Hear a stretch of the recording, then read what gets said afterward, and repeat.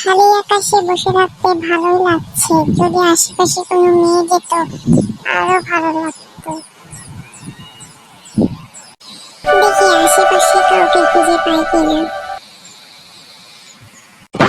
এই তো একটা মেয়ে আসতেছে। এই যে আপু শুনছেন? ওই আপু শুনছেন?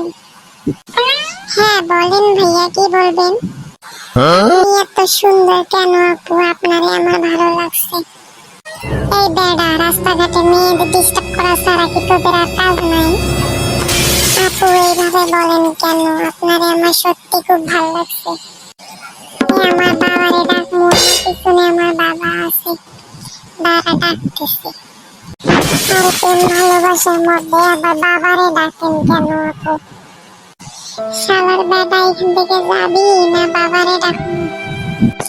ঠিক আছে আপু, আমি চলে যাচ্ছি।